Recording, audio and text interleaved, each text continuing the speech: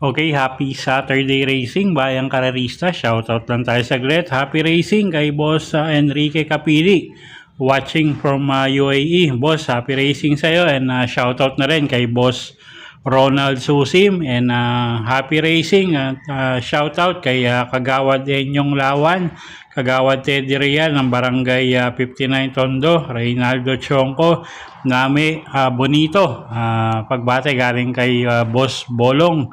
At yun nga, no, Saturday racing tayo, bayang karerista, at 7 karera tayo.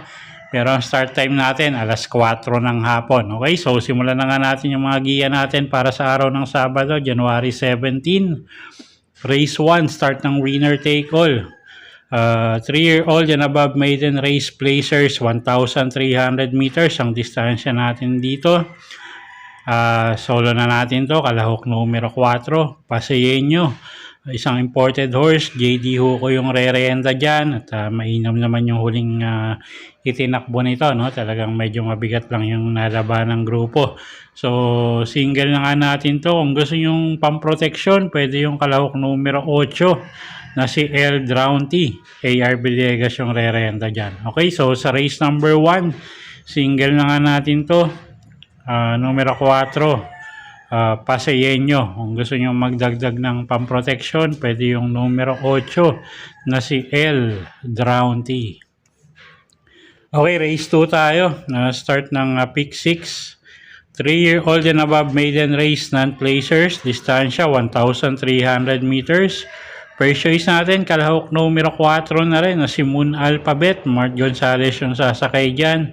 Medyo consistent naman manakbo si Kabayo, no? At medyo talagang may kabigatan lang yung nakakalaban. So tingin ko ngayon medyo malaki panalo. So first choice natin yan, numero 4, Moon Alphabet. Second choice, kalahok numero 3, Thunderstorm. Alison Pabilik naman yung re-renta dyan. Okay, so sa race number 2, first choice nga, numero 4 na si Moon Alphabet. At second choice nga natin, yung kalahok numero 3 na si Thunderstorm. Okay, race number 3 tayo. Race 3, start ng pick 5. Class 4, 42 to 56 bracket. Distansya, 1,300 meters.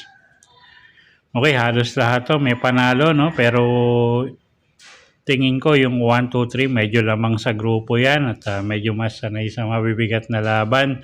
Anyway, first choice natin dito, kalahok numero 3 na si Candy and Wine. J.A. Pastoral yung sasakay dyan, isang imported horse, at may kainaman yung lahi niyang kabayong yan. So may igi yan, so tingin ko malaki panalo. Second choice yung kalahok numero 2 na si La Tropay. Diyan Alvin Gusi naman yung sasakay dyan. Alam naman natin stakes campaigner yan. So siya yung second choice natin. Okay, so sa race 3, first choice numero 3, Candy and Wine. Second choice numero 2, La Tropay. Okay, race 4 tayo. Start ng pick 4, class 4, 42 to 56 bracket. Distansya, 1,300 meters. Okay, isa na naman anybody's race to, no? 6 na kalahok, pero lahat to may panalo. So first choice natin dito ay yung kalahok numero 5 na si Super Dancer. Mark Gonzalez yung sasakay dyan, isang deremating kabayo. Second choice, kalahok numero 4, Orange Bell.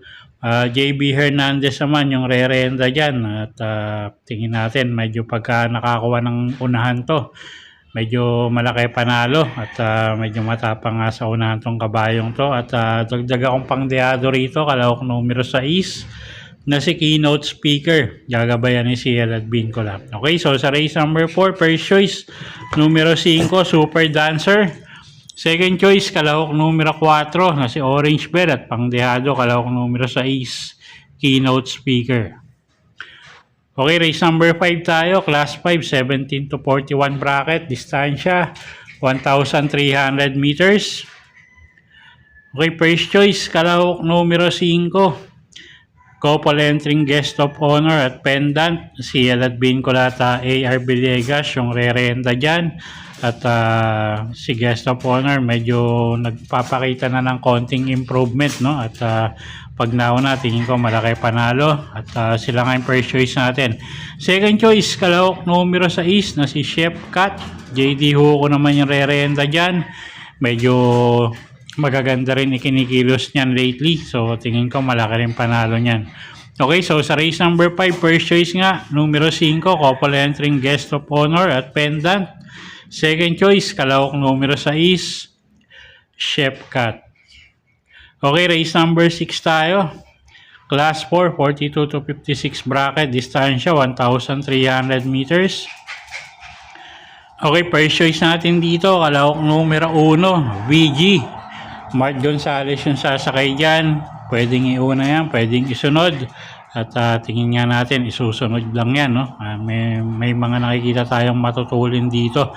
So, first choice natin yan, numero 1, BG. Second choice, kalahok numero 7 na si Gintong Hari. Gagabayan naman yan ni RC Simasio, apprentice rider. Isang matuling kalahok at medyo maganda post position niya at pangdehado natin dito yung kalahok numero 4 na si Official Seal. Gagabayan naman ni JM Estorque. Okay, so sa race number 6, first choice numero 1, BG. Second choice, kalahok numero 7, Gintong Hari. At third choice, kalahok numero 4, Official Seal. Okay, race number 7 tayo. Last and final race for the day. Class 5, 17 to 41 bracket.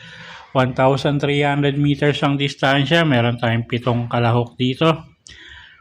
Paratingan, first choice natin, kalahok numero 6 na si Ligiron. AR Villegas yung sasakay dyan. At magaganda kinikilos nito ng mga huling takbo niya. No? At nakatikim nga rin ng panalo yan. So, siya yung first choice natin, kalahok numero 6 na si Ligiron. Second choice, kalahok numero 4, Advocacy. Gagabayan ni JM Estorque. Isang diremating kabayo. Tingin ko malaki rin panalo niyan at siya nga yung second choice natin.